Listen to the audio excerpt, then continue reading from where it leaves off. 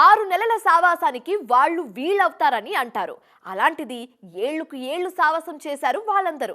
మరి వాళ్ళు వీళ్ళు కాకుండా ఉంటారా చెప్పండి? ఇంతకీ వాళ్ళెవరు వీళ్ళెవరు అంటారా? అయితే ఓ హింట్. బాహుబలి 1 అండ్ 2ని కలిసి బాహుబలి ది ఎపిక్ పేరుతో రిలీజ్ చేస్తున్నారు. ఇప్పుడు మీ ఊహలకు పెదను పెట్టండి.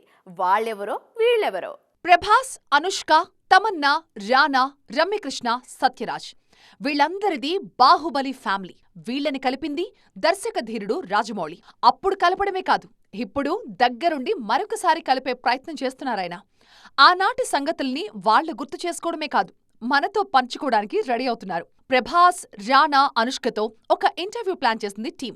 అంతేకాదు, రిలీజ్కి ముందు రమ్యకృష్ణ, తమన్నా, సత్యరాజ్ లాంటి వాళ్లతో కూడా ఈవెంట్స్ అండ్ ఇంటర్వ్యూస్ ని కండక్ట్ చేయబోతున్నారన్న టాక్ వినిపిస్తోంది.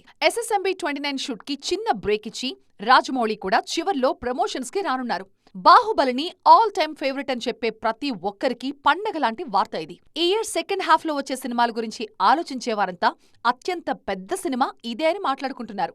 ది రాజాసాబ్ ఈ ఏడాది వచ్చినా రాకపోయినా బాహుబలి ది ఎపిక్ తో ఫుల్ మీల్స్ తిన్నంత హ్యాపీగా ఉంటామంటున్నారు ఫ్యాన్స్. కష్టపడి పనిచేస్తే దాని ఫలితాన్ని మళ్లీ మళ్లీ రుచి చూస్తూనే ఉండొచ్చు అన్నదానికి బాహుబలిని మించిన ఎగ్జాంపుల్ ఏముంటుందనే మాటలు వినిపిస్తున్నాయి. టాలీవుడ్ ని అందరికీ సగర్వంగా పరిచయం చేసిన సినిమాగా బాహుబలికి ఐకానిక్ స్టేటస్ ఉంది. అలాంటిది 2 పార్టుల్ని కలిపి ది ఎపిక్ గా రిలీజ్ చేస్తున్నప్పుడు ప్రమోషన్స్ లో గానీ, పబ్లిసిటీలో గానీ పీక్స్ చూపించాలన్న ప్లానింగ్ లో ఉన్నారట జక్కన్న.